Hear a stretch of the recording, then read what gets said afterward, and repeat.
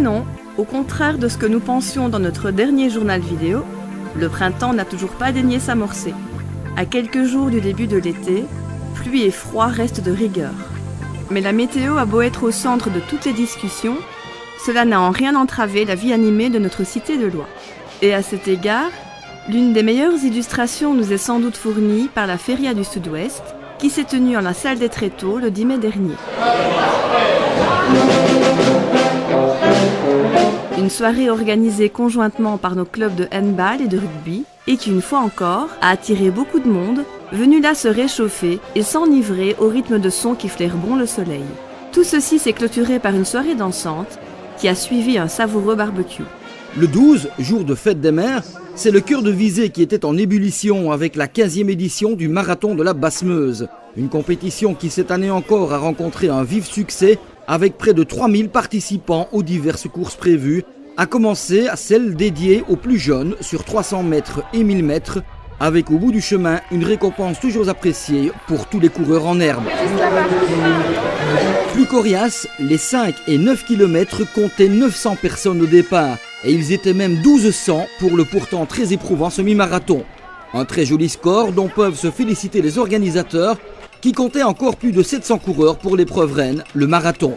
Assurément un bon cru. Sportivement, c'est le Marocain Benazouz Slimani qui s'est largement imposé. Le public attendait même que le vainqueur du marathon de Miami 2009 batte le record de l'épreuve, mais il perdra beaucoup de temps en fin de parcours, gêné par un violent vent de face. Il précède tout de même de plus de 8 minutes notre compatriote Dieter Brookhart, vainqueur de l'épreuve, voici 12 mois.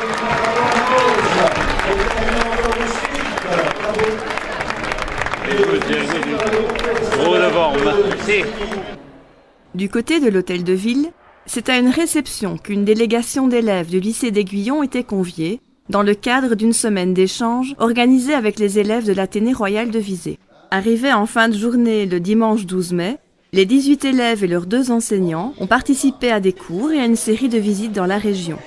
Après une semaine bien chargée, les jeunes de cette commune française, avec laquelle Visé est jumelée depuis 1958, ont repris le chemin de leur Lot-et-Garonne natale, des souvenirs plein la tête.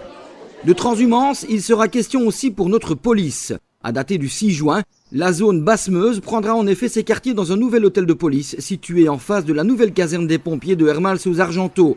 Parmi les services concernés par ce déménagement, ceux assurés jusque la rue de la Chinstrée à Visé, à savoir les services d'intervention, d'assistance policière aux victimes et de recherche. Aucun changement n'interviendra en revanche quant au numéro d'appel de la zone de police qui reste le 04 374 89 00. Dans cette édition, nous voudrions également aborder un petit chapitre travaux, à commencer par ceux conséquents, ouverts en août dernier à Cherat, rue Sabaré. Un chantier commun avec la ville et la Sille pour le remplacement des conduites d'alimentation d'eau et la réfection intégrale de la voirie. Rappelons que durant la durée des travaux, la circulation sauf locale y est interdite. En plus de la pose d'un bassin d'eau destiné à éviter les inondations dans le creux de la rue Basse, les 2 dernières rues du centre de Visé ont été à leur tour aménagées en zone de rencontre. Pour rappel, la particularité de ces zones de rencontre est que le piéton y est prioritaire. Qu'on se le dise. Petit détour vers le site de la Julienne où l'on a vécu un spectacle pour le moins désolant. De nombreux poissons gisaient à la surface, morts, majoritairement des carpes, pourtant réputés très robustes.